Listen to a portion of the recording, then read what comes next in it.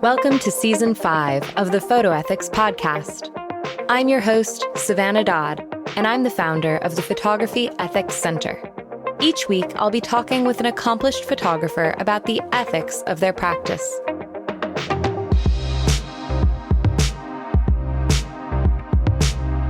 Today, in episode number 2, we'll be talking with Pia Johnson about performing identity. Pia is a photographer and visual artist whose practice emerged out of a concern with issues of cultural identity and difference, stemming from her mixed background of Chinese and Italian-Australian descent. These themes underpin her interest in memory, cultural spaces, and performance, where she often features within her works, to investigate notions of transcultural identity, belonging, and otherness through photography, moving image, and installation. Her work has been exhibited across Australia and internationally, and is collected in private and public collections, including the National Gallery of Victoria. Pia has been a finalist in several photography awards, and in 2023, Pia received the inaugural State Library of Victoria Carey Hall Fellowship for Performing Arts, and was the artist in residence at Immigration Museum, where she has a solo exhibition called Reorient. Pia lives and works on Dja Dja Wurrung country with her husband and daughter. She acknowledges and pays respect to the traditional owners of the land, which will always be Aboriginal land.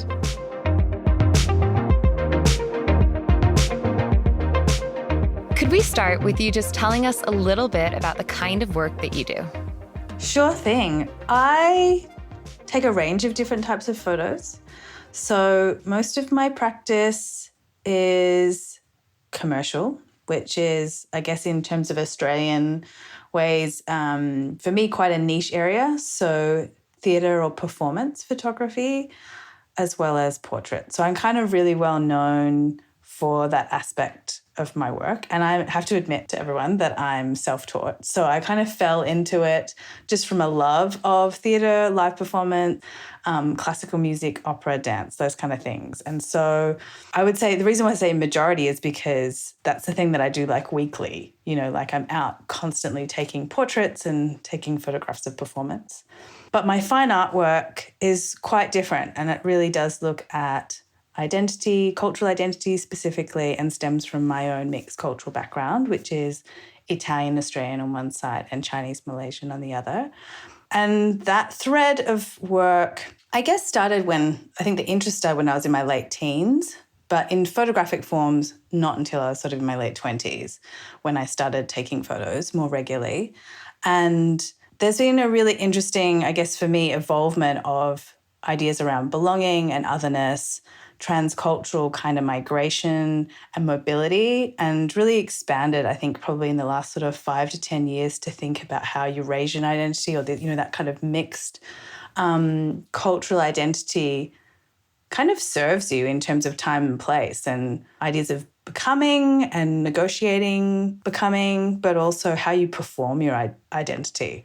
So it kind of got quite academic around my PhD, but I feel like now all of my photos kind of talk to the same thing in a way, which is about how we live, the theatre of life, how we see the world. But for me, in that very much kind of cultural space.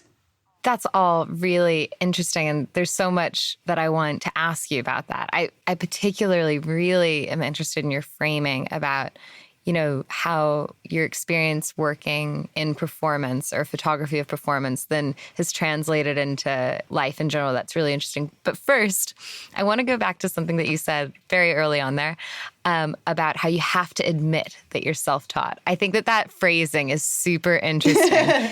And I wonder if you could expand on that a little bit, because I think, the idea of, whether we went to school for photography or not is something that plagues many of us who are self-taught, myself included. Could you speak to that a little bit? Yeah, look, I now teach. So I'm at RMIT University, and I'm the program manager of the Masters of Photography there. And it's so interesting because I think having that leadership role and having that kind of mentor role to so many students, you have to claim and value your history.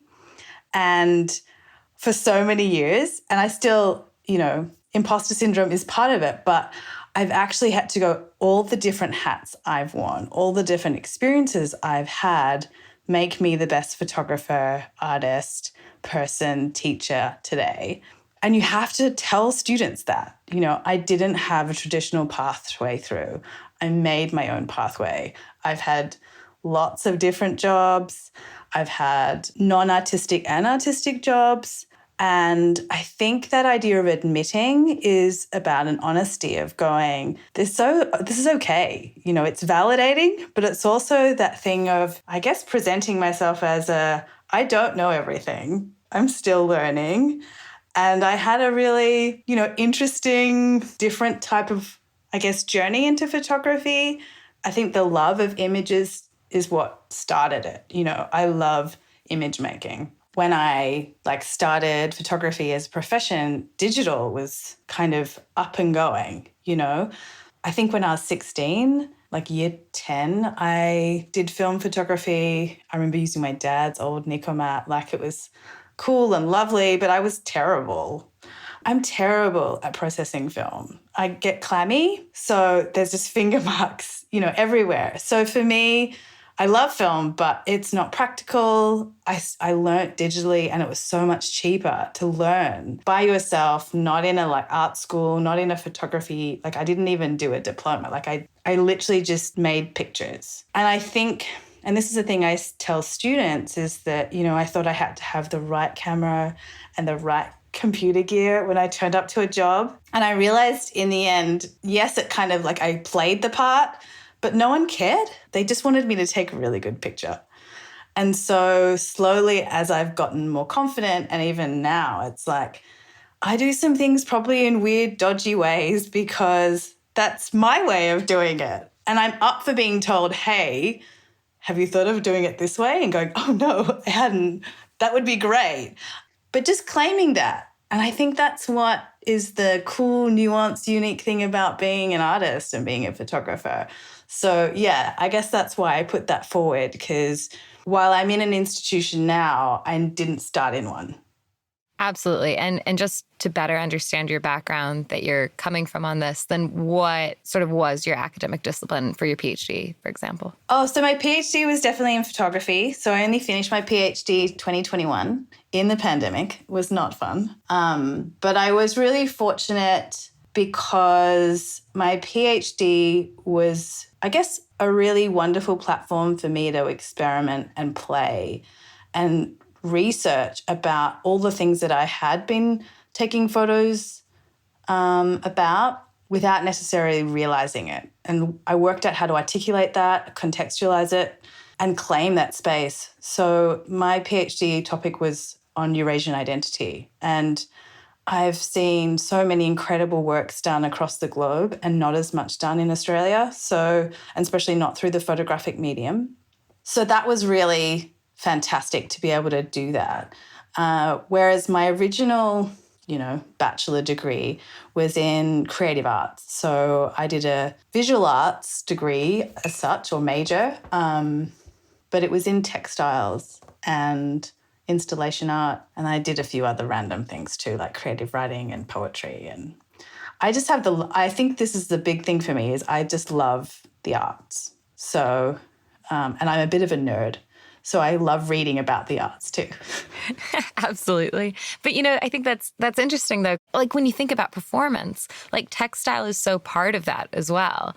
And I'm thinking about, I can't remember the name of your series that I'm thinking about in particular, but it was about nature and you wearing a dress. Yeah, nature is the tonic. Nature is the tonic, exactly. And that dress is that's very textile based, right? But it's so pivotal in those images. So I think that, do you find a lot of crossover from that and that coming into your work in performance and identity? I think so, because I think for me, I love texture and I love color. So I'm quite a tonalist generally, but I think I can use color or use texture as a way of that kind of classic punctum idea, puncturing or just catching your attention or making you pause for longer. I think performance, and especially theatre, does that through design and light and direction and performance. But there is this amazing grand scale in theatre that allows you, when you experience a production, to like zoom in and out just while you're sitting in one seat and you're being directed by the set or the lighting or the emotion. And so I guess for me, I'm trying to do that with my pictures, either of an actual performance, like I'm framing for me what I find is the most important moment. But then for my own personal work, I guess I'm applying the same ideas. It's like, what's that friction point that's going to make you, look at my picture for a little bit longer or go, hold on, what's going on here? And I think with identity, and especially a lot of the work that I've done more recently is by putting myself in there and really playing with the gaze and, being a minority person and female and the body. How can we shift some of the traditional ideas of female coloured bodies in pictures? Also, how can I have fun and make this playful and, I guess, a testament to the moment that I'm trying to talk to? So, yes, nature is a tonic. I'm in this big red dress that has native motifs on it. But more recently, I've done a project called Reorient. And it's the first time that I've actually used a costume designer. And so we worked collaboratively over this idea of what can I wear? What kind of sits? And it was the whole research project was situated in one of the kind of big iconic colonialist buildings of Melbourne that was built on gold rush money, called the Customs House. And it's like big pillars, huge rooms. The metrics are kind of crazy. Like it makes you feel so tiny. It's like a building built for rich white men, like it's powerful and it's full on, and you walk in and you go, whoa. And it's impressive. And I mean, I think it's amazing, but it's got a really complex history. And we decided to wear a really lush gold costume. So big, full velvet kind of skirt. And then this like bomber jacket, but had Han sleeves, like the Hanfu, the big Chinese, long, kind of, Hidden Dragon, Crouching Tiger, that kind of, but rather than floppy, they were kind of all in big brocade. So it was this kind of weird, lush, golden, Italian, Asian kind of blend, which is me. But it was really feminine. It was a big full skirt. And I literally crawl the wall, like I climb the walls in this series, or I'm lying on the floor. And so it's kind of, I think for me, what I'm trying to do is disrupt the space anyway, make you look at it differently, but also be clothed and be like this kind of gold icon in there too. I'm thinking historically there, I'm trying to reference a whole lot of stuff. And then the movements kind of reference, 60s and 70s, I guess, feminist practices as well. So all those kind of references coming in, but using the costume and using this kind of really lush, textural, beautiful structure to speak beyond myself as well and make you go, oh, cool, gold, sparkly, because I think it's really good to draw people in. It's really great to have kids or teenagers or adults go, oh, what's going on here? And I think that is where costume and light and so many things, but costume can really help add to that. Can you talk about your decision to photograph yourself? Because that, I'm sure, is informed by, I'm sure you have a lot of reasons why you do that, but there's always, I think, ethical also implications in these decisions that we make. So I was wondering if you could speak to that a little bit. Yeah, I originally started photographing myself because I didn't have any models or no money to get any models. So what I realized was I can, I guess, do that thing where I can embody the feelings or the structure that I want in the image. And a lot of the initial images that I did with myself, you couldn't see my face. So it was trying to, I guess, be me without being me, like try and talk to the experience. I think the other thing that happened too was at the time that I started taking self-portraits, I didn't have much else going on. It was kind of a tricky period for me. So it was a bit of self-reflection and trying to think about what was next, but also I am drawn to making portraits. I love people. So how can I make, I guess, more moody or emotional images that were beyond just reflecting me as a personality and more as a human aspect, like us as humans, what brings us together, how do we come together. I was watching lots of kind of international cinema too at the time, so I think that there was a lot of references that were going in, and I wanted to play with that.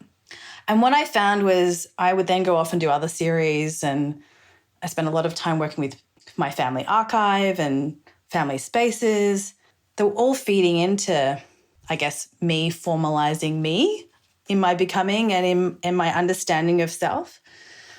I also had a child, so, all of a sudden your identity is shifting again. And then I was doing residencies, and this has been a really interesting form for me that has developed. And I guess I've kind of gone, actually, this is something I need to keep working on. A, because it's practical. It's like short periods of time where I can get some childcare. My husband is happy to, put that time aside from his work so that I can go away somewhere. And it's sort of freeing in a way because I'm really terrible when I'm bored, but I'm really productive when I'm bored. I kind of eat my brain. And it allows me to kind of let go of some of the what I should be doing now, or what should I be reading, or I need to say this. I can actually just make. And so again, the easiest person to put in the picture is me because I'm there. And so I've done a number of residencies, both in Australia and overseas, where I can kind of become that performer.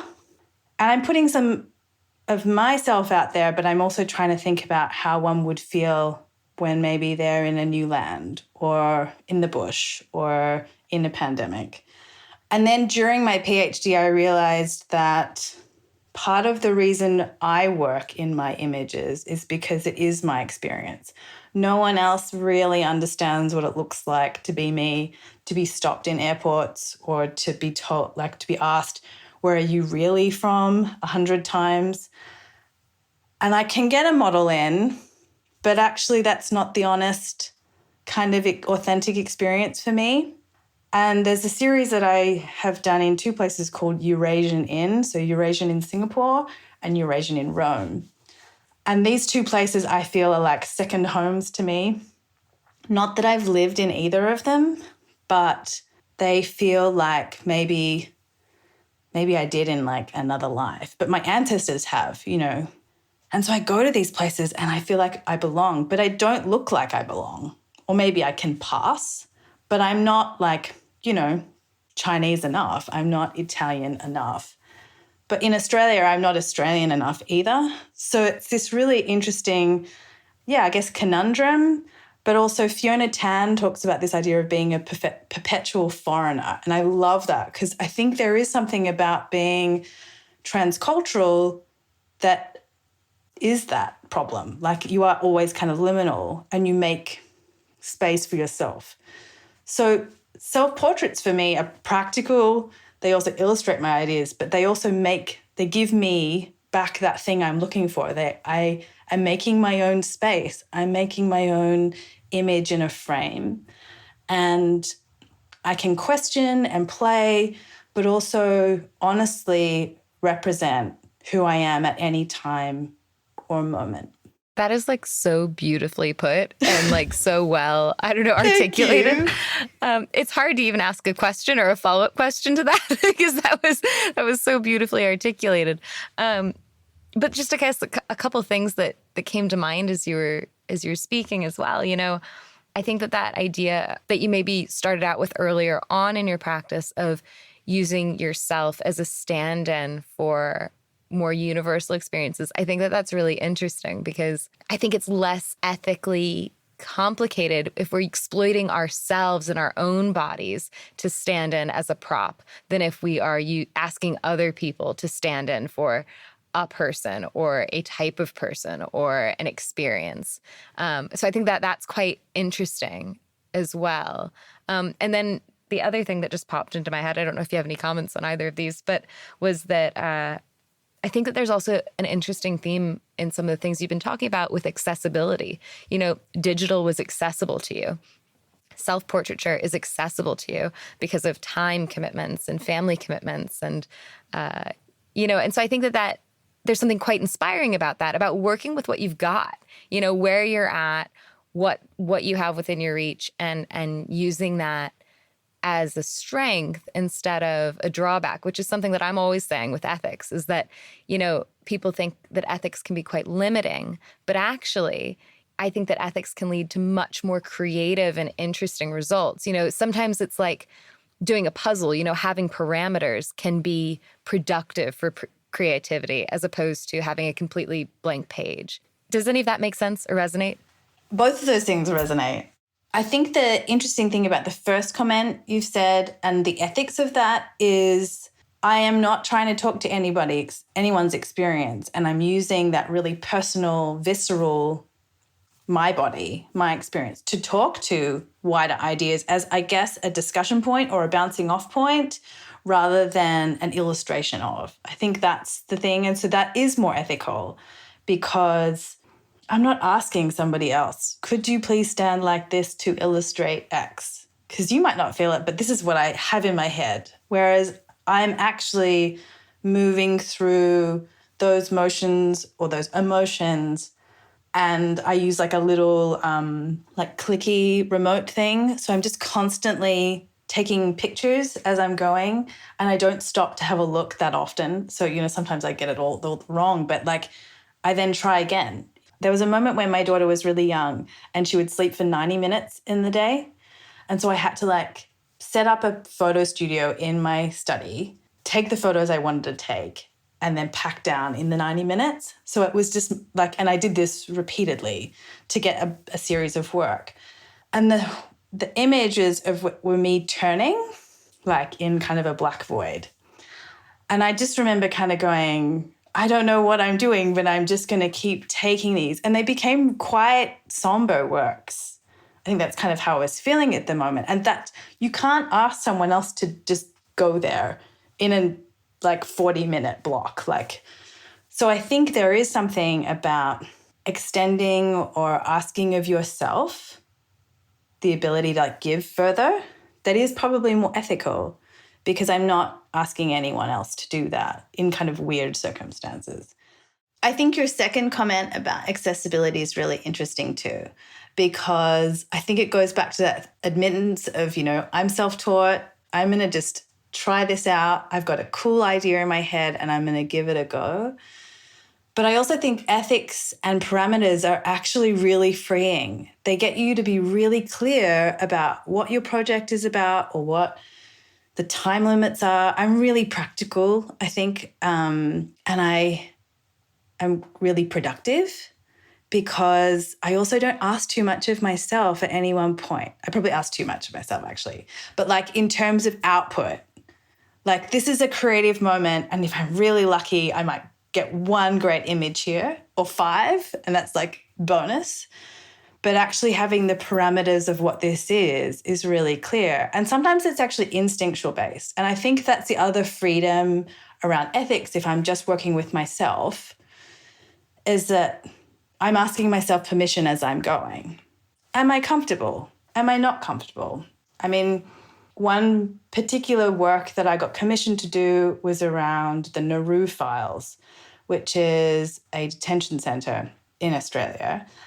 And it was really difficult material. It was really hard to read a lot of the stories. And I sat down and, accessed files to read them to then make work. And why I'm telling you this story is there was a whole lot of ethical considerations around that and around representation. But one of the stories was around being a woman in a shower and being watched.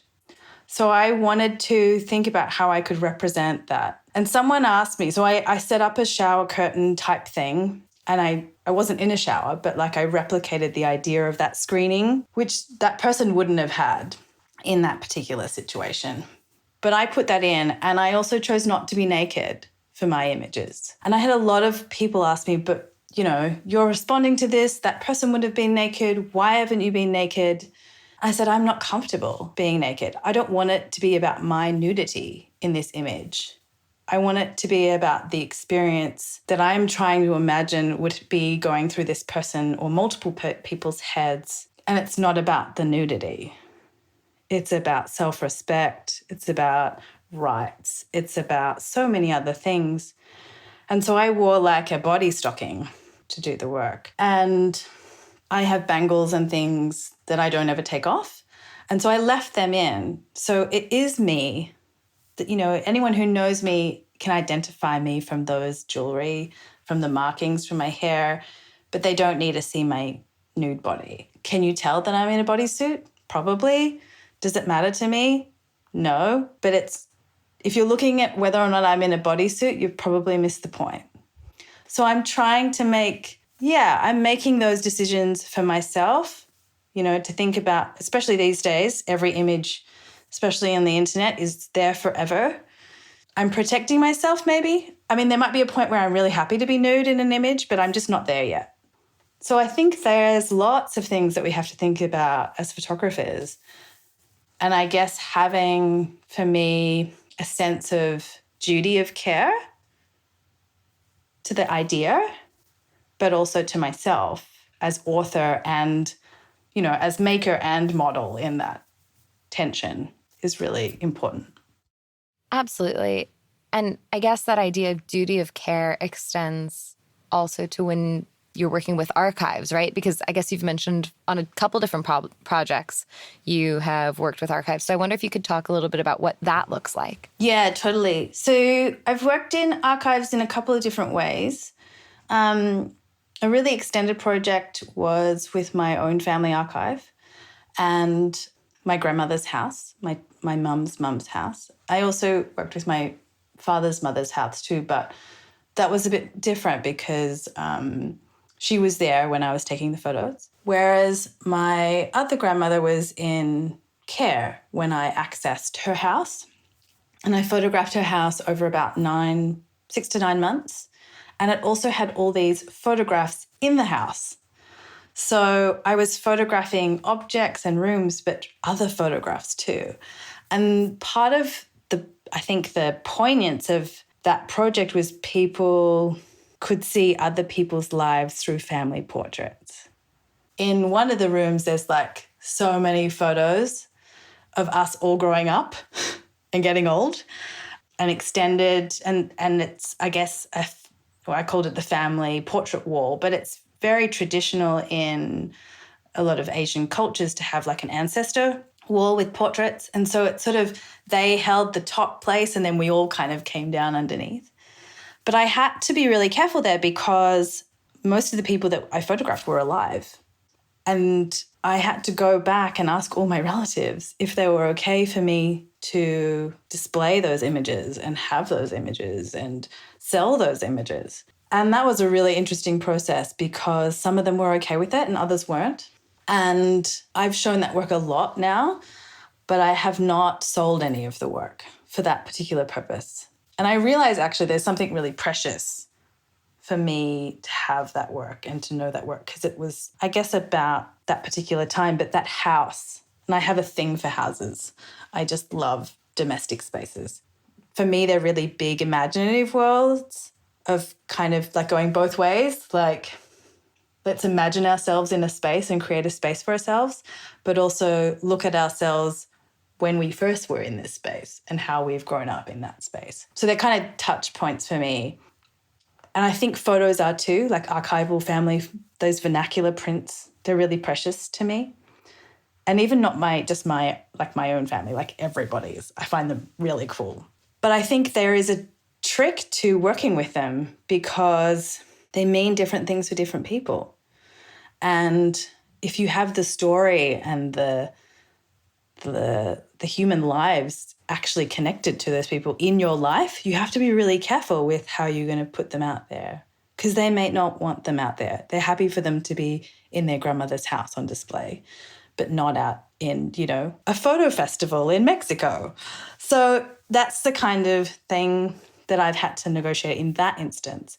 But then I also worked with family archives where I've done things like cut up my family photos and put them together and put them with bits of Google Maps and kind of play with the idea of immigration and embodiment of being a migrant in Australia in this sea of whiteness. And so the literal cutting up and scanning and putting back, where some sections people's heads were chopped off and other people's only, or their eyes were included, or their fingerprints. Like I've been able to access some amazing naturalization paper documents and ship records and things like that that are public, but that are part of my family. And I hesitated, but I spoke to my family members that was affecting, and they were really happy for me to just use them as I wanted, and were really proud when they saw them on the wall.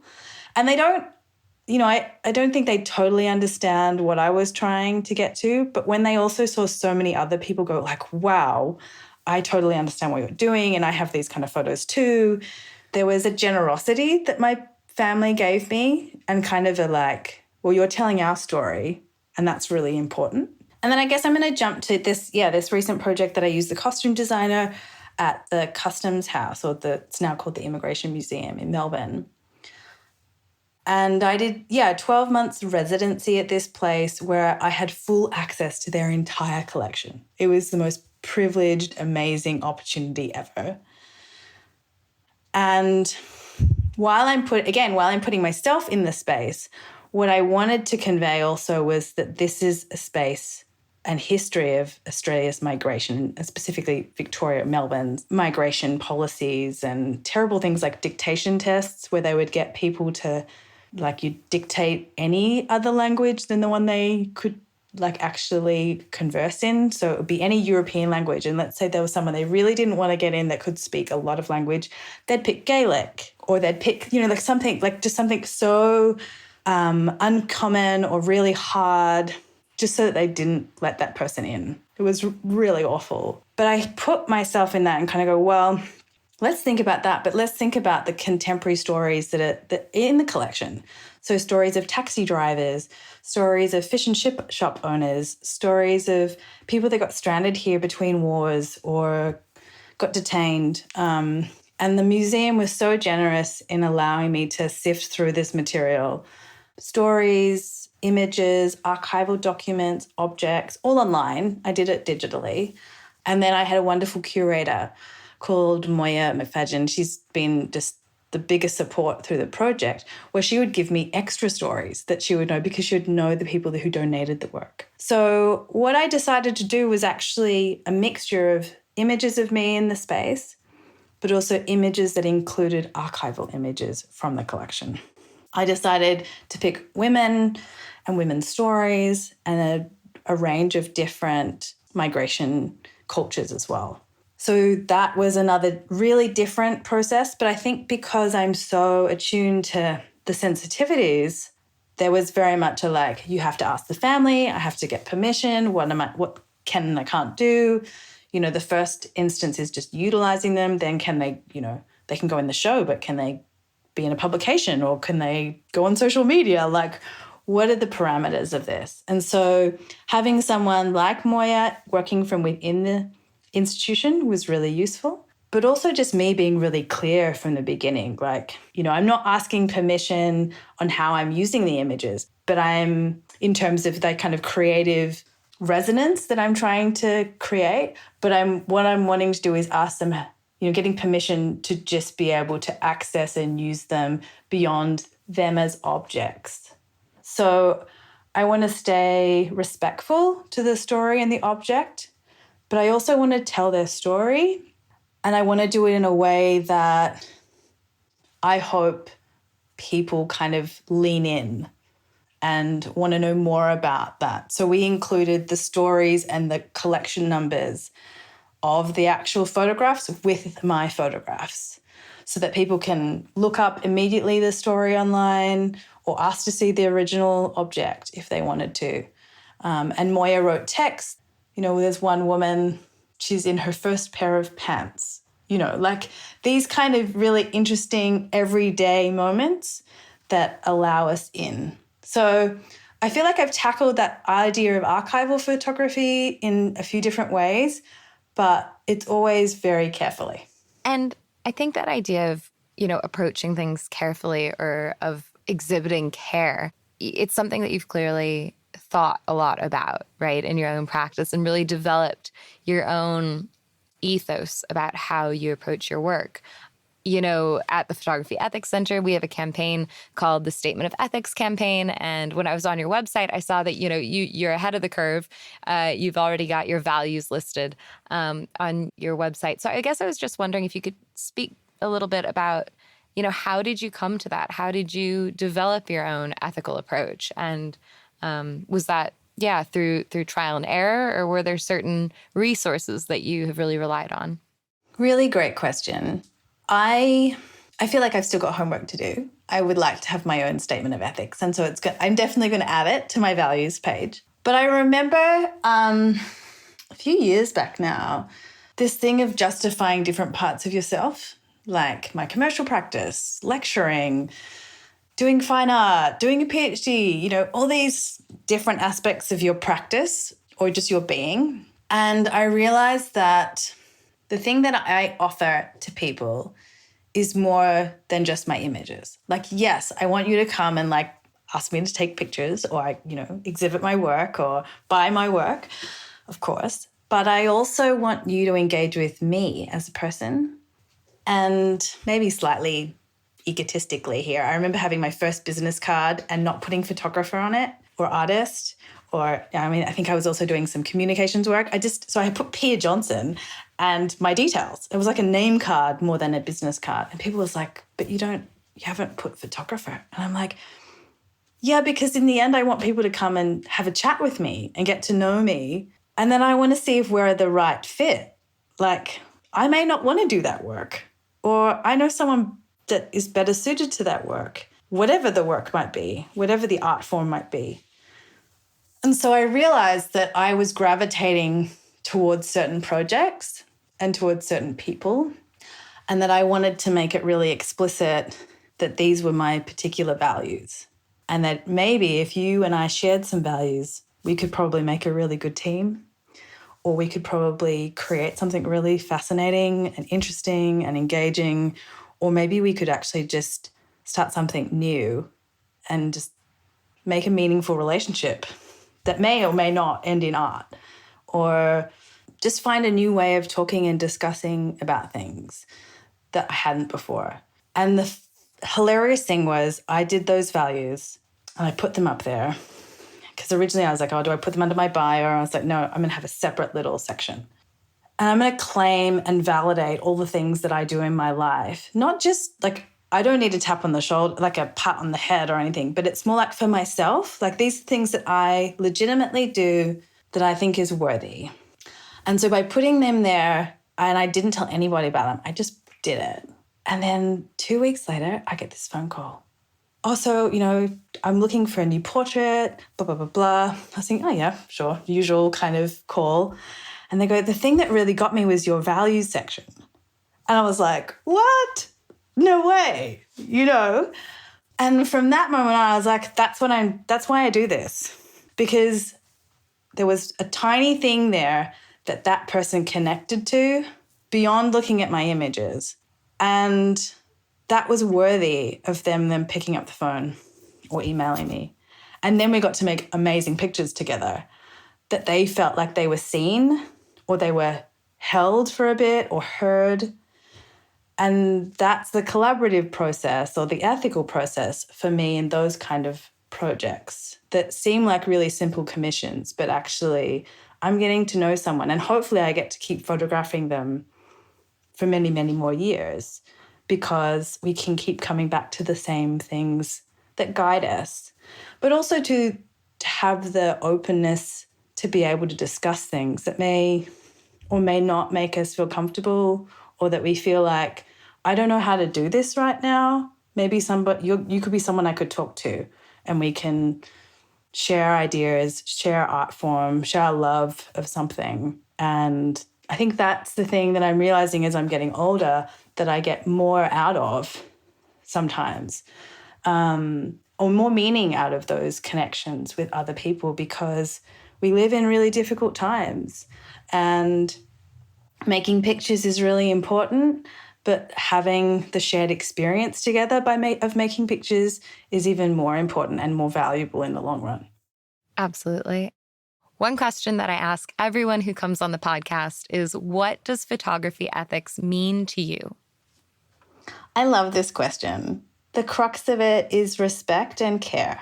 And I think we've covered those things, but at the same time, there is a responsibility and a consciousness that we have to have as photographers that goes beyond us in the moment, that we are consciously thinking about. And, I'm really inspired by some of the guests that you've had on and their answers. And it's a really humbling thing to hear other people and other photographers talk about their experience of ethics and ethical practice. And part of me feels like this should just be so part of every photographer's practice. We should just be conscious and kind and responsible. And I know that sounds a bit naive, maybe, or idealistic, but actually it's a really powerful tool. And it is an important one, especially in the age that we live in where images are everywhere. How can we make sure that we put the best images forward that have integrity and have respect and have care and are conscious of the legacy that they will leave and the future's history? That's what we're thinking about and making images for. They're not just sitting in a drawer or in a hard drive.